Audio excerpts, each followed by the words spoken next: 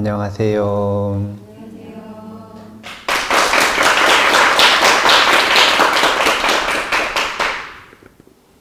오늘은 6회차 공부해 보도록 하겠습니다.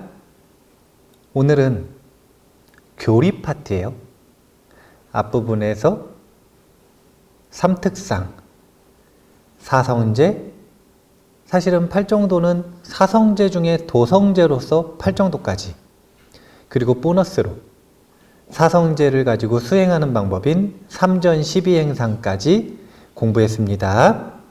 그래서 이걸 가지고 뭘 하기를 권고한 거냐면 삼특상과 사성제를 가지고 세상을 있는 그대로 보는 방법을 제안해 드린 거예요. 지도. 부처님은 이 지도가 없어서 사문유관을 하시고 나서도 10년을 더 세간에서 헤매셨어요. 그리고 또 출가하셔서도 6년을 더 헤매셨어요. 그러지 말라고 부처님은 처음부터 지도를 있는 그대로 보여주시는 겁니다. 두 번째 시간에는 인과와 연기를 배울 겁니다. 그래서 인과와 연기로 뭘 배우는 거냐면 세상이 돌아가는 원리를 배우는 거예요. 세상의 원리. 자, 한번 공부해 보도록 하겠습니다. 101페이지. 행복과 불행은 누가 주는가? 업과 인과법. 조상님께서 줍니다. 이러시는 분들도 있겠죠. 또 어떤 분은 무조건 내가 얻는 것입니다. 이런 분들도 있어요. 다 틀렸어요. 내가 주는 것도 아니고 부처님이 주는 것도 아니고 하나님이 주는 것도 아니고 조상님이 주는 것도 아니고 원인이 있으면 결과가 있는 거예요. 그냥 내가 지은 원인에 의해 결과가 일어나는 것이다. 이 원리를 잘 아셔야 된다는 거예요. 세상의 현상이 일어나는 원리에 대해서 오늘 첫 번째로 인과, 두 번째로 연기를 배우겠다. 자, 업과 인과법에 대한 건데요. 101페이지 이 아래 문단 읽어보도록 하겠습니다. 사람은 자기에게 이익이 되는 방향으로 마음을 일으켜서 행동한다. 이렇게 마음을 일으키는 것 또는 의도를 가지고 하는 말과 행동을 업이라고 한다. 그래서 어떤 의도도 없이 무심코 상대방을 친 것은 업이 되지 않는다. 하지만 우리는 늘 다른 사람과 관계를 맺고 살아가기 마련이어서 자신의 이익만을 생각한다 해도 필연적으로 다른 사람의 손해나 이익에 영향을 미치게 된다. 자, 이 부분 동의하시는지 보겠습니다.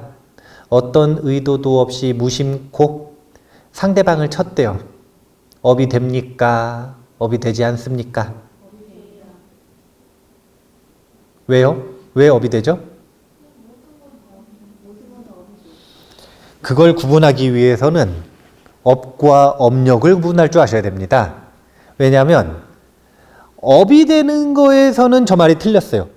근데 업력이 되지 않는다라는 것에서는 저 말이 맞아요. 설명을 해드리겠습니다. 업은 업과 업력으로 구분을 할 수 있습니다. 업이라고 하는 건 카르마, 행위를 말하는 거고요. 그래서 모든 행위는 그냥 업이에요. 생각이 있었든 없었든. 우리 숨 쉬고, 생각하고 숨 쉬어요? 아니면 의도 없이 그냥 숨 쉬어요? 네, 그것도 다 업이요. 근데 업력이 되지는 않는다는 거예요. 이게 무슨 뜻인가? 업력은 세 가지 종류가 있다. 첫 번째가 뭐냐면 선업, 두 번째가 악업, 그리고 세 번째가 무기업이에요. 이 무기업이라고 하는 말이 아주 중요한 거예요. 기록되지 않는다는 뜻이라. 그러니까 이건 뭐냐면은 힘이 없다는 거예요. 업력이잖아요. 업력.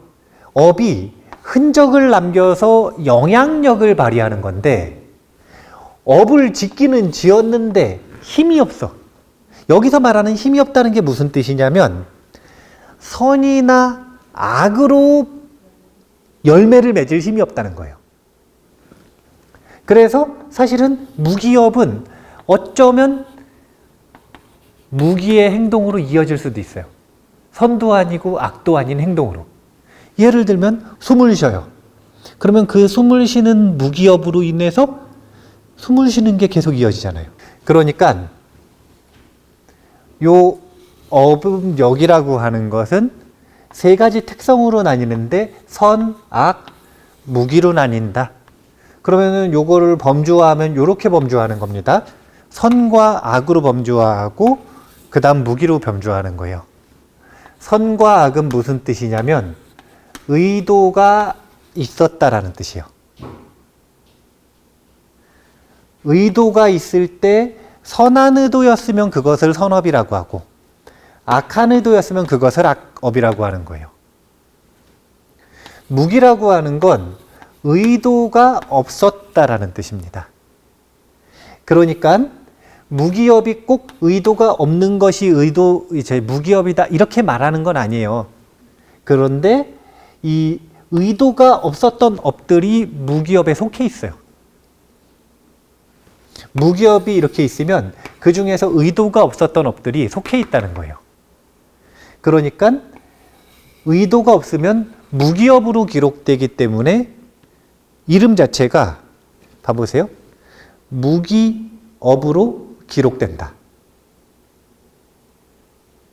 기록이 됐어요. 뭐라고 기록이 됐냐면 기록되지 않음으로. 그래서 의도가 없으면 업이 되지 않는다 이렇게 말하는 거예요.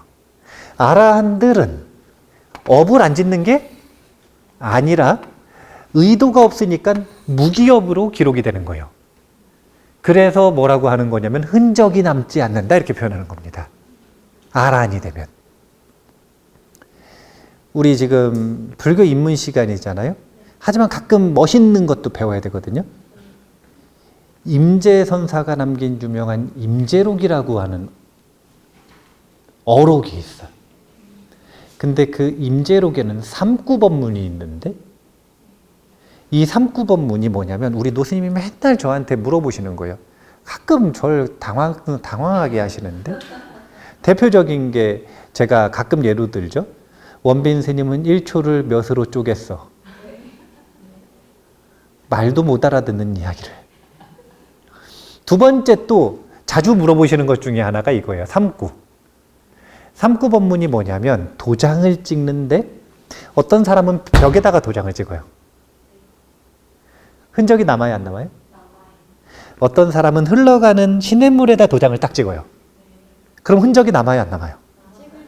남았지만 순식간에 사라지죠. 어떤 사람은 허공에다 도장을 찍어요. 흔적이 남아요, 안 남아요? 점점 무기에 가까워지는 거예요. 업력이 되지 않는다라고 하는 거 무슨 뜻인지 아시겠죠? 103페이지로 가보겠습니다. 103페이지에 인과응보사상이라고 하고 선인 선과 악인 악과라고 합니다. 제가 이것은 자비도량참법 기도 법문할 때 세상의 공식이라고 얘기했죠. 세상을 이루는 공식. 이게 하나님이 계시면 이게 하나님 뜻이라. 부처님 계시면 부처님 뜻이요. 부처님도 선인 선과 악인 악과에 위배되는 결과물을 본인 뜻대로 낼 수 없어요. 잡혀가요. 부처님 그렇게 하시면. 그거 큰일 나는 거예요.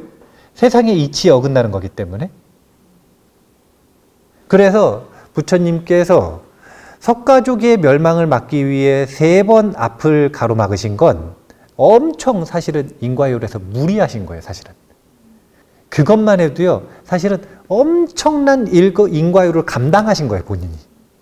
그 책임을 본인이 감당할 걸 알고 그렇게 하신 거예요. 절대로 인과는 거스를 수도 없고 그 누구도 막을 수 없어요. 이 세상의 공식이고 원리이기 때문에. 자, 법구경에 있는 빨간 글씨 같이 한번 읽어보겠습니다. 악의 열매가 맺기 전에는 악한 자도 복을 받는다. 그러나 악의 열매가 익었을 때 악한 자는 재앙을 입는다. 선이 열매 맺기 전에는 선한 이도 이따금 화를 만난다. 그러나 선의 열매가 익었을 때 선한 사람은 복을 받는다. 좋은 문장인가요? 아름다운 문장인가요? 저는 그 아름다움을 깨보겠습니다. 악의 열매가 맺기 전에는 악한 자도 복을 받는다. 이게 뭐냐면 빚을 많이 내서 누가 대출을 많이 받았어. 그래가지고 그걸 가지고 막 흥청망청 써요.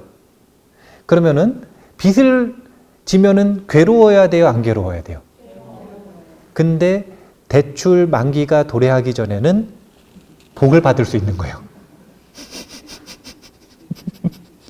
하지만 대출 만기가 도래했을 때 이 악한 자는 재앙을 입는다. 반대로 선이 열매를 맺기 전에는 일을 했는데 돈을 못 받았어. 그러면 선한 이도 이따금 힘든 거예요. 하지만 선의 열매가 익었을 때 그동안 밀렸던 돈이 한 번에 들어왔어요. 그러면 선한 사람이 복을 받는다. 이런 뜻이 되는 겁니다. 항상 공덕은 돈의 시스템과 같이 생각을 해보시면 이해가 훨씬 쉬우니까 자, 그렇게 한번 기억을 해두시면 좋고, 선인 선과 악인 악과 인과에 대한 이야기였습니다. 짧게 넘어갈게요. 연기로 넘어가려고 그래요. 인과만큼 또는 인과보다 더 중요한 게 연기여서 105페이지로 넘어가겠습니다. 105페이지의 두 번째 문단 같이 한번 읽겠습니다. 또한 연기법은 세상에 존재하는 것들이 자신의 힘만으로 생겨나서 살아가는 것이 아니라 늘 상대적인 것을 필요로 하고 그것에 기대어서만 존재하는 구조를 밝히는 이치이기도 하다. 마치 두 개의 볕단이 서로 기대어 서 있는 것처럼 이 볕단과 저 볕단은 서로가 없으면 서 있을 수가 없다. 그래서 연기적인 존재다라고 하는 것을 보통 뭘로 해석을 하냐면 상호 의존적이다. 이렇게 해석을 해요. 그런데 이 연기라고 하는 것이 무엇인지에 대해서 우리가 그 연기의 발달사를 보면 알거든요. 연기에는 발달사가 있어요. 부처님께서 연기법을 깨치시고 연기에 대해서 처음 말씀하신 연기 공식이 바로 저 밑에 있는 연기개성입니다. 자바암경에 있는 요 빨간 내용 한번 읽어볼게요. 이것이 있으므로 저것이 있고 이것이 생김으로 저것이 생긴다. 이것이 없으면 저것도 없고 이것이 사라지면 저것도 사라진다. 부처님께서 깨치시고 나니까 부처님의 일체지로 세상을 쭉 살펴보시니까 이상한 일을 발견했어요. 그게 뭐였냐면 여기서 사람이 죽었어. 그런데 저게 나타난 거예요. 태어나요. 여기서 사람이 죽었어? 저쪽에 다른 존재로 태어나는 거예요. 무엇인가 상호간에 연결되어 있는 그 연결성, 생멸의 과정들이 눈으로 확인되기 시작하시는 거예요. 그래서 이걸 바탕으로 뭘 얘기하신 거냐면 이 사람이 선을 행했더니 이 사람이 언젠가 그것의 결과로 행복을 얻더라. 선이 생하니까 행복이 생하더라. 누군가는 악을 행했더니 고통이 생하더라. 또 누군가는 악습을 멸했더니 그것에 의해 고통이 함께 멸하더라. 누구는 반대예요. 선을 후회하고 선습을 멸했더니 행복이 지워지더라. 이런 것들을 말씀하셨는데 이제 이 연기 공식이 요것도 짝을 이루는데요. 어떻게 짝을 이루냐면 있음으로 있고 없음으로 없다. 1-3. 생김으로 생기고 사라지면 사라진다. 2-4. 이렇게 또 짝을 이룬다네요. 그럼 있다 없다는 시간이요 공간이요? 공간에 대한 이야기고 생겼다 사라졌다. 여기에는 시간이 묻어 있어요 안 묻어 있어요? 묻어 있죠. 그래서 시간과 공간으로 또 나눠서 연기를 이야기할 때 이렇게 얘기하기도 합니다. 부처님께서 처음에는 연기 공식을 이걸 말씀하신 거예요. 처음에 연기는 연기 공식으로 말씀하셨습니다. 그러다가 부처님께서 이것이 생김으로 저것이 생긴다라고 하는 이 생의 흐름을 쭉 이야기를 하셨던 게 3년기, 7년기, 9년기, 11년기 쭉 다양한 유형으로 말씀하시는데 이거를 정형화시켜서 나중에 교리로 만든 게 12연기가 되는 거예요. 그러면 이 12연기는 도대체 뭘 말했던 것인가? 고통이 생하는 원리를 말씀하신 게 12연기의 시작인 거예요. 왜냐하면 부처님께서는 뭘 찾아 헤매셨다고요? 첫 번째는 고통의 원인이 무엇인지를 찾아 헤매셨어요. 그래서 집성제에 대한 결과로 나온 게 사실은 이건 거예요. 무엇을 원인으로 해서 무엇이 생겨서 그래서 노병사가 생겼는지 이걸 찾아서 정리를 한 게 12연기의 순관이라고 합니다. 그러면 거꾸로 하면 끝나는 거라. 이것이 멸하니 저것이 멸하고 이것이 멸하니 저것이 멸하고 해가지고 맨 마지막 무명까지 멸해 나가는 걸 역관이라 그러는 거예요. 이건 지금 뭐란 거냐면 멸 그래서 다 멸했어요. 멸성제잖아요. 멸성제에 대해서 이야기하는 거예요. 고통이 생기는 것, 고통에서 벗어나는 것. 부처님이 처음 딱 출가하신 이유, 사문유관에서 노병사를 보고 출가하셨으니 노병사가 생기는 과정을 그리고 노병사에서 벗어나는 과정을 말씀하신 게 사실은 연기의 내용이었어요. 그런데 이게 점점 복잡해지는 거라. 부처님은 여기다가 연기 공식을 갖다 쓰신 건데 이제 사람들은 이걸 가지고 이것도 설명하고 저것도 설명하고 이제 우주의 원리도 설명하는 거예요. 그렇게 점점 연기 공식이 확대되어 나가는 것이 부파불교에 처음 들어가면 이제 뭐라 그러냐면은 그래서 생했잖아요. 그러니까 사람이 태어나는 과정으로 설명한 거예요. 사람은 왜 태어나는가? 이것에 대해서 사람의 탄생을, 존재의 탄생을 12연기에다 놓고 설명하기 시작합니다. 그러면은 사람의 탄생을 설명했으면 우주의 탄생도 설명할 수 있어요, 없어요? 있죠. 우주의 탄생도 설명하기 시작하는 거예요. 그러니까 연기가 점점 뭘로 나아가는 거냐면 이 세상의 원리, 이 세상이 변해가는 원리를 설명하는 공식으로 적용되기 시작하는 거예요. 그런데 그 시작은 다름이 아니라 인과 다음에 하나의 업그레이드라고 보시면 돼요. 다음 단계. 왜냐하면 인과는 1대 1이잖아요. 근데 이건 왜 1대 1이냐면 하나의 원인에는 하나의 하나의 결과에는 하나의 원인만 있다는 게 아니라 성품을 얘기하는 거예요. 고통의 결과에는 악업의 원인이 있었다라고 하는 성품을 얘기하는 거예요. 이건 1대1로 매칭이 가능해요. 그런데 어떤 악업이 있었느냐라고 하는 것을 쭉 분석을 해보면 이제는 원인과 조건이 모여서 결과가 일어난다. 이렇게 분석을 할 수밖에 없게 돼요.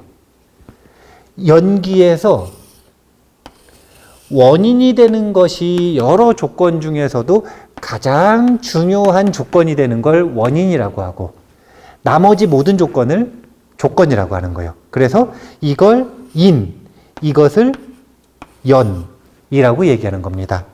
인과 연이 모여서 결과가 일어나더라. 이것을 뭐라고 하냐면 연기법이라 그래요. 자, 한 가지만 더 정리하고 읽어볼 건데 뭘 읽어볼 거냐면 원인과 조건들이 모였다. 여기까지 보면 이걸 뭐라 그러냐면 연기라고 얘기한다는 거예요. 근데 이게 무슨 뜻이냐면 화합체라는 뜻이에요. 그런데 그래서 연기해가지고 결과가 나왔어. 그러면 원인과 조건이 모여가지고 결과가 나와가지고 이제 계속 이게 시간의 흐름에 따라 생기고 사라지고를 해요. 그러면 이것은 화합체라고 하는 존재에서 끝나는 게 아니라 그것이 무상하게 변해가는 것을 논하기 시작하잖아요.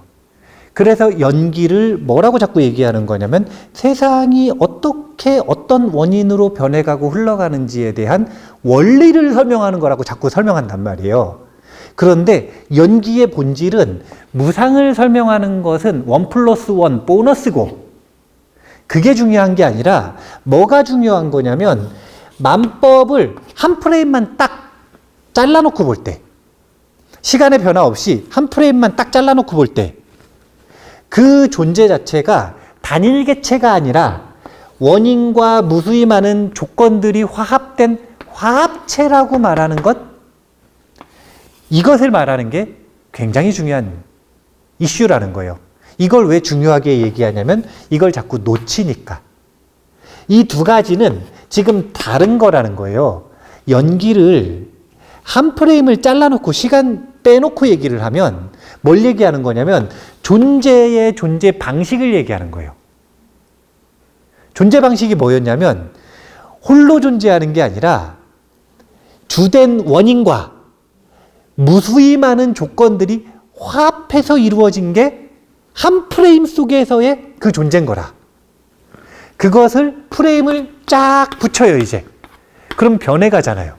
그 변해가는 모습을 설명하는 게 이 우리가 일반적으로 생각하는 12연기, 3연기, 3세 양중인가 이런 것들이고 그 한 프레임을 딱 놓고 얘기하는 게 이걸 뭐라 그러냐면은 존재론이고 실상론이라고 얘기하는 거예요. 그러니까 그 연기 공식에서 연기론만 나오는 게 아니라 실상론도 같이 나오고 있는 겁니다.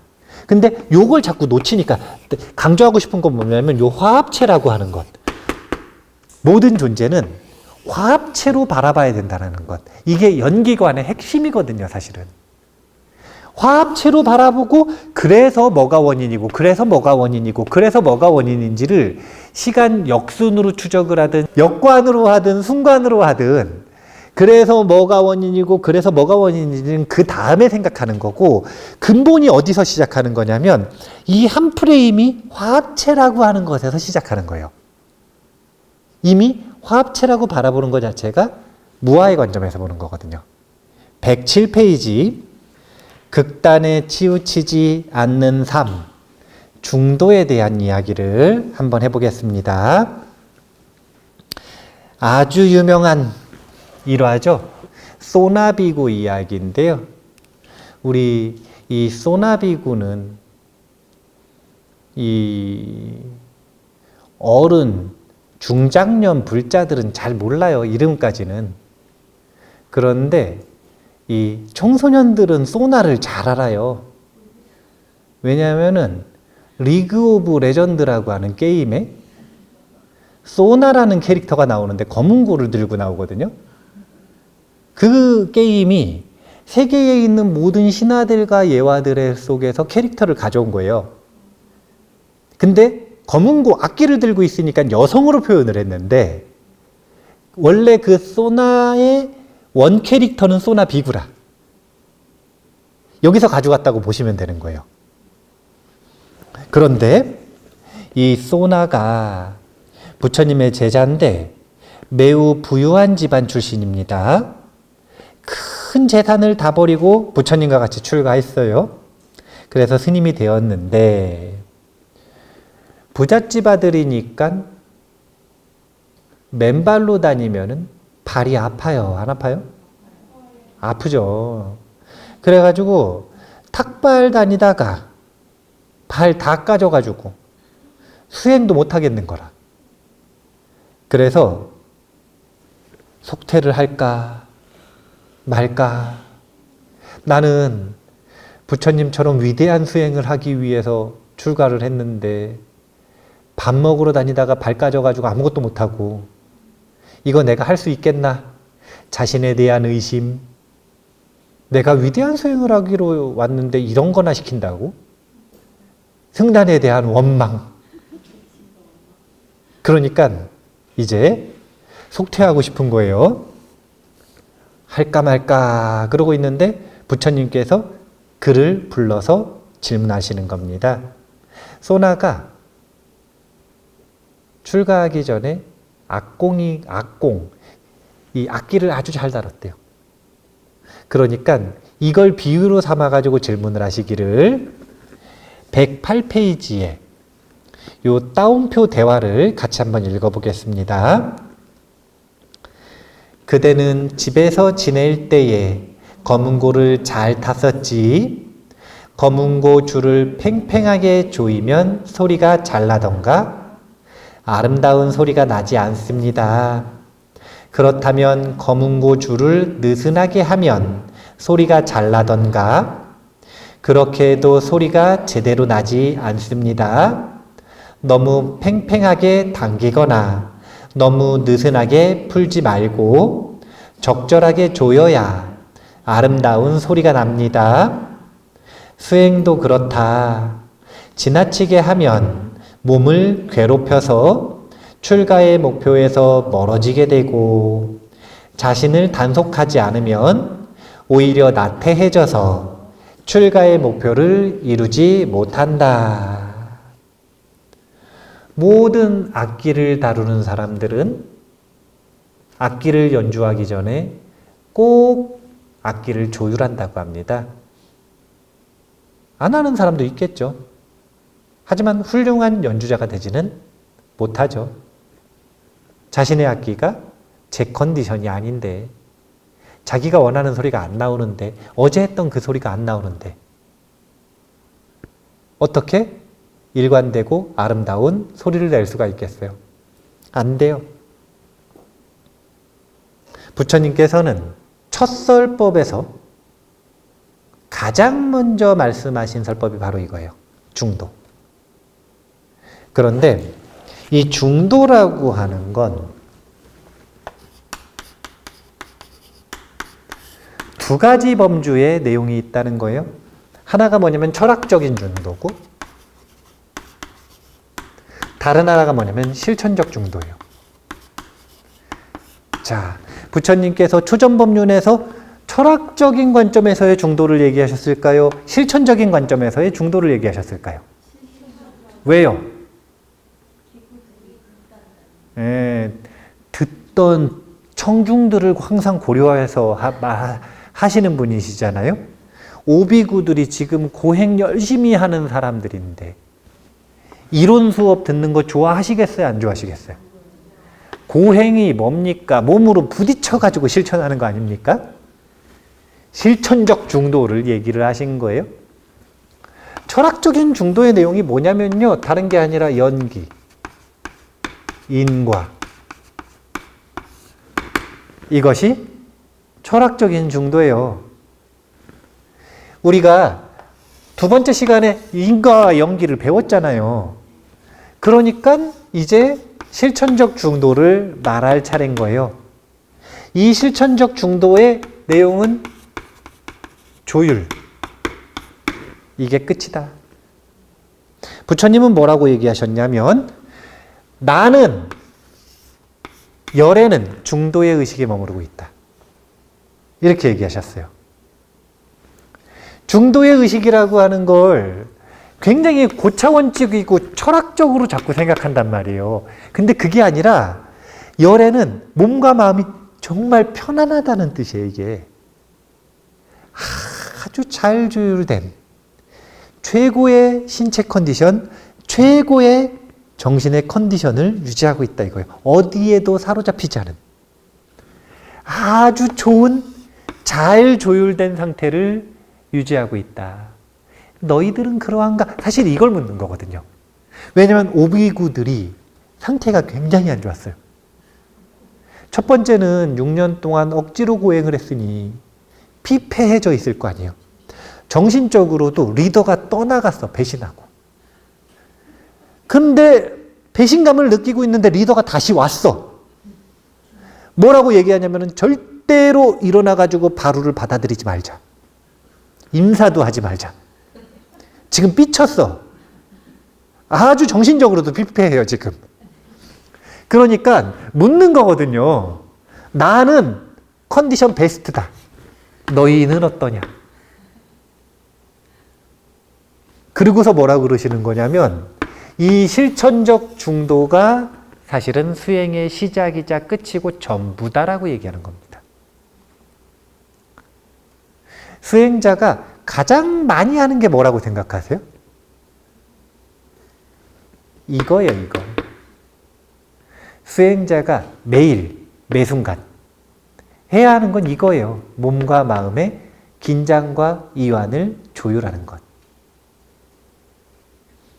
긴장과 이완을 조율하는 것. 중도를 자꾸 이렇게 있으면 0과 10 사이에 5를 유지하는 것. 이게 중도라고 자꾸 생각을 하시는데 이게 아니라 여기에 머무르는 게 컨디션이 가장 좋다라면 여기에 머무르고 무상하니까 여기에 머무르는 게 가장 좋을 땐 여기에 머무르고 여기 바깥으로 나가야겠으면 나가버리고 가운데 있어야 되면 가운데 있고 자신의 긴장과 이완을 조율하는 데 있어서 가장 적절한 데 자신의 의식을 머무르는 것. 그래서 끊임없이 악기, 이 몸과 마음이라는 악기를 조율해 나가는 것. 그래서 잘 조율된 몸과 마음으로 가장 아름다운 삼업을 만들어내는 것. 이것을 실천적 중도라고 하는 거예요. 요즘 말로는 컨디션 조절이 시작이자 끝이자 전부라는 겁니다. 철학적 중도는 이 실천적 중도를 바탕으로 이루어지는 거예요. 그게 연기관이든 인과를 잘 기준 삼아서 지켜나가는 거든 삼특상을 보는 거든 사성제를 수행하는 거든 이 모든 것들이 컨디션 나쁘면 악기가 내 뜻대로 소리가 안 나요. 나는 띵 했는데 띵 이런 소리가 나는 거죠. 그거 가지고 어떻게 하고자 하는 이걸 실천할 수 있어요. 뜻대로 나와도 이 악보는 연주하기가 정말 어려운 악보인데 자기 뜻대로 되지도 않는 몸과 마음을 가지고 어떻게 이걸 하느냐 이거예요. 못해요. 실천적 중도, 중도에 대한 이야기를 하고 그 다음에 불교인문은 불교인문이잖아요. 대한불교 조계종에서 냈잖아요. 그러니까 중도에서 끝나지 않고 대승사상인 공까지 나옵니다. 자, 110페이지. 중도와 공을 한 세트로 묶어서 보는 건데, 자, 110페이지에 두 번째 문단 같이 한번 읽어보겠습니다. 공이란 텅 비어 있다는 뜻이지만 허물을 말하는 것은 아니다. 고정된 실체가 없다는 말이요. 그래서 서로 관계를 맺으며 어우러진다는 의미를 품고 있다. 한정이 없으므로 고정된 어떤 모습에 머물러 있지 말라는 뜻이기도 하기 때문에 탁 트인 자유이며 걸림없는 모습을 말하기도 하다. 그래서 공은 무집착의 마음이자 절대 자유의 마음이면서 해탈과 통한다. 저 실천적 중도를 생각을 할 때도 공하고 같이 생각을 해보시면 돼요. 공, 무슨 공? 농구공? 배구공. 그럼 공, 구. 이 중도가 가장 유치하게 생각하는 게 이거라. 0과 10 사이 중간. 이것보다 조금 덜 유치한 건 동그라미로 생각해가지고 이번에는 가운데. 그래도 가장 이 발전되게 생각을 하는 게 9로 생각하는 거예요. 그래가지고 또 가운데라고 생각하면 물론 유치한 거지만 우리가 공은 상태에 따라 무게중심이 계속 달라져야 돼요. 무게중심이 계속 달라져야 돼. 여기서 무게중심 자체가 물리적으로 변한다는 게 아니라 그 힘이 받는 자리가 계속 변해야 돼요. 왜냐면 굴러갈 때 계속 변화함에 따라서 움직임이 일어나는 거거든요. 근데 그 속에서 적절한 자리는 매번 다른 거예요. 공을 움직이거나 공을 멈추거나 할 때 어디에 힘이 주어져야 되는지는 매번 다른 거라는 거예요. 그러니까 이 중도라고 하는 것이 위치를 산정해야겠다면 그 위치가 절대로 고정되어 있지 않다는 거예요. 매번 가장 적절한 위치가 달라. 매번 가장 적절한 위치가 달라요. 그래서 가장 적절한 위치에 자신의 의식을 두고 선택하는 것, 이걸 지혜라 그래요. 우리가 인간관계를 맺으면 얼마나 까다롭습니까? 이 사람 편 들면 저 사람이 뭐라 그래요? 욕을 하죠. 그렇다고 또 저 사람 편 들면 어떻게 되죠? 또 욕을 해요. 그래가지고 친구는 없는 게 나아. 친구는 없는 게 나아요. 도반은 있어도 괜찮은데 친구는 없는 게 나아요. 저는 도반들도 욕을 하던데요. 그거는 도반이 아니라 친구인 거예요. 도반들끼리는 그런 걸 가지고 욕을 안 해요. 제가 스님들이 자신의 고통이나 자신의 문제를 어떻게 생각하는지에 대해서 예화를 하나 들어드린 적이 있지 않습니까? 출가해가지고 1년 차인가 2년 차인가 저 대구에 거기가 뭐 무슨 산이더라, 비슬산인가 뭐 유가사라는 절이 있어요. 근데 거기에서 템플스테이를 했어요. 템플스테이를 참가한 게 아니라 템플스테이 지도법사로 갔어요. 그래가지고 템플스테이를 하는데 거기에서 기도하시고 소인 보시는 스님들이 계셨어요. 그런데 템플스테이를 외지에 가서 남의 절에 가서 하는 거잖아요. 그러면은 제 뜻대로 좀 하려면 하라고 하는 대로 해야 돼요? 아니면 제 뜻대로 좀 하기 위해서 약간 고집을 좀 부려줘야 돼요? 제가 얘기했잖아요. 중도는 가운데 애매하게 있는 게 중도가 아니라 적절하게 해야 된다니까요. 그러니까 고집을 좀 부려야 되면 버려야 돼요. 그런데 고집을 부렸을 때에 대한 이 부작용이 있을 수 있잖아요. 무슨 부작용이 있을 수 있냐면 부딪힘이 있을 수 있죠. 그러면 그 다음에는 또 어떻게 해야 되냐면 납작 엎드려서 사과를 해야 돼요. 이게 적절하게 왔다 갔다 하는 걸 뭐라 그러냐면 지혜 있는 행동이라 그러는데, 이제 사과를 하러 갔어요. 왜냐면은 부딪힘이 있을 때 선배한테 대들었거든요. 저보다 한참 선배님한테. 그리고 제가 템플스테이 담당자 권한이라고 하는 입장으로 제 뜻을 관철시켰거든요. 그럼 이제 죄송하다고 하러 갈 차례죠. 가가지고 이제 스님한테, 스님 제가 너무 고집부리고 제 뜻대로 했습니다. 죄송합니다.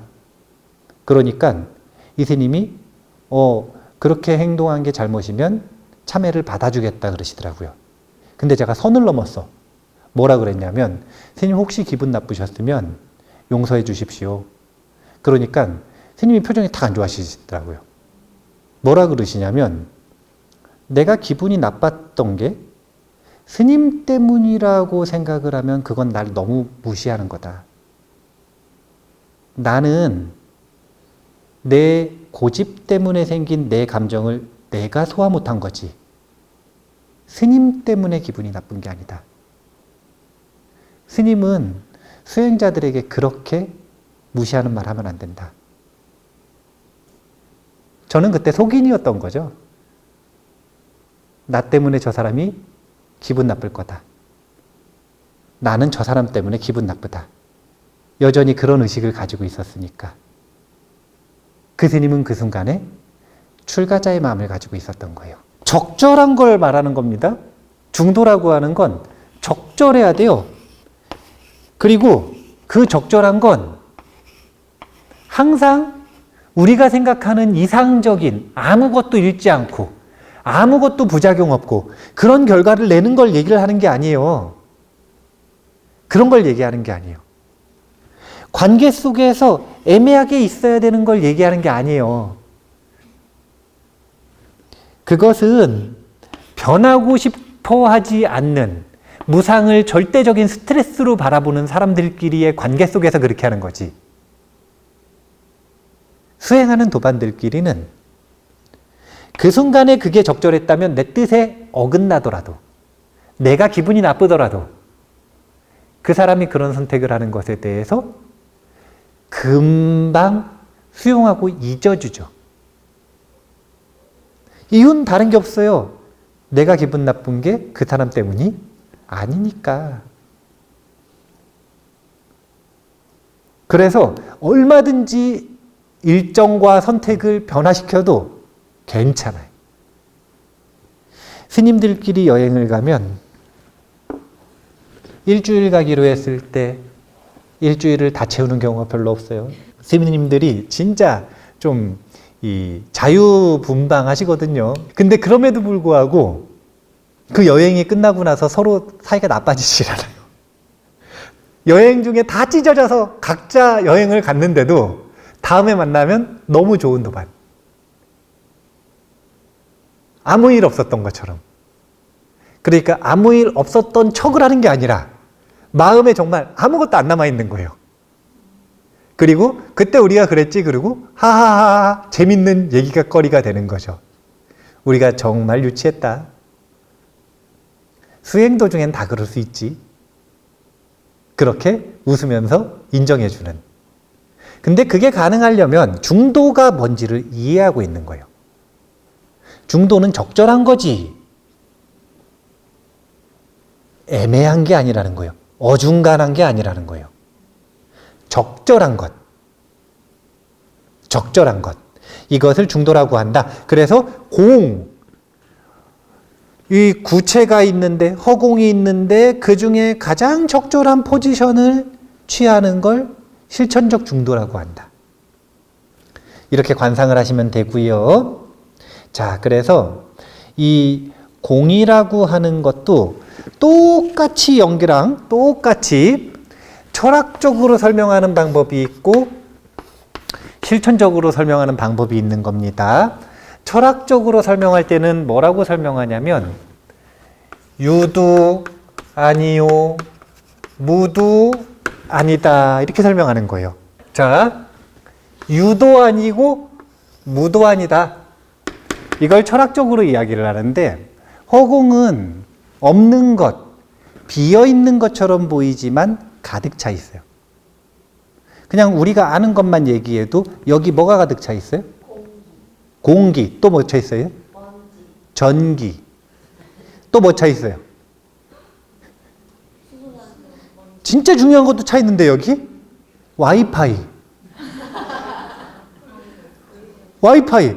여기에 지금 무라고 생각해 보세요. 그럼 와이파이 연결돼요, 안 돼요? 큰일 나는 거예요. 큰일 나는 거예요. 와이파이 없어도 저는 LTE 되는데요. 여기 LTE도 가득 차 있어요. 이 LTE 안 차 있으면 큰일 나는 거예요. 그러니까 이 허공은 없는 것도 아니고 있는 것도 아니다. 왜 있는 게 아니라 그러면 안 보이잖아요. 우리의 감각기관에는. 근데 감각기관에 안 보인다고 아무것도 없는 건 아니죠. 이게 허공의 특징, 철학적인 이유, 있기도 하고 없기도 하다라고 하는 특징인 거예요.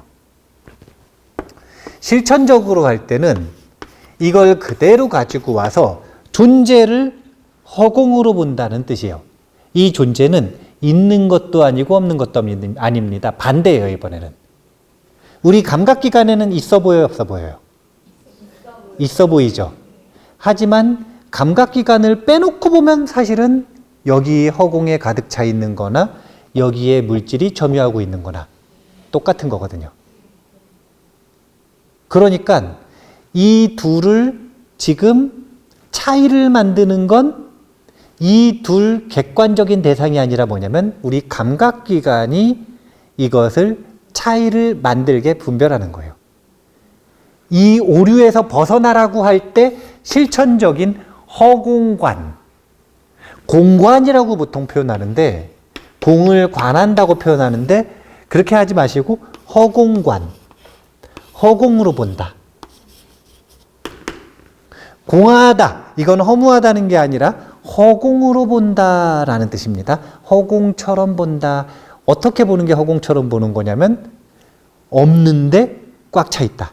시간이 다 됐네요. 자, 정리하겠습니다. 두 번째 시간에는 인과 연기, 중도, 공을 배웠습니다. 그런데 인과와 연기는 다름이 아니라 그냥 철학적인 중도였어요. 그 다음에 실천적 중도까지 배운 거니까 원래 세 가지지만 중도 하나를 배운 거예요. 두 번째 시간에는. 그래서 인과와 연기 그리고 실천적 중도로서 세상의 원리를 파악하고 그리고 그것을 바탕으로 자신의 삶을 편안하게 개선하는 노력을 하면 좋겠다 라는 그런 구성이었다 라고 생각을 하시면 되고요. 1부에서는 사성제와 삼택상을 배움으로써 눈을 만들었고 2부에서는 그래서 그 눈으로 세상이 돌아가는 원리를 공부한 것이다. 이렇게 생각을 정리하시면 됩니다. 오늘 교재에서는 4장을 공부한 거거든요. 불교 교리의 기본을 배운 겁니다. 아주 중요한 내용들을 공부했으니까요. 복습 한번 꼭 해보시고 복습 2번 꼭 해보세요. 자, 그러면 오늘 이 부처님의 아주 중요한 교리들을 잘 배웠으니까요. 저는 다음 주에 쉬고 수업은 휴강하고 그리고 그 다음 주에 다시 또 공부 이어가도록 하겠습니다. 자, 그러면 오늘 이만 마치도록 하겠습니다. 감사합니다.